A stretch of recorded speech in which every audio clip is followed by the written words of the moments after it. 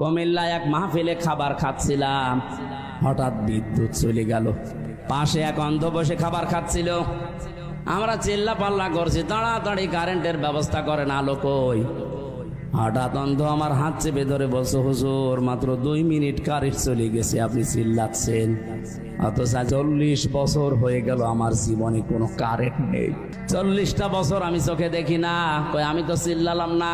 সেদিন একটা কনফারেন্স দেখছিলাম, সৌদিতে ছিলাম আমি, মদিনাতে। ওই সময় আমার চোখে পানি চলে এসেছে। আল্লাহ, ছোট্ট মাত্র 11 বছর বয়স, 2 চোখ নেই, পুরা কোরআন শরীফ আয়ত্ত করে ফেলেছে।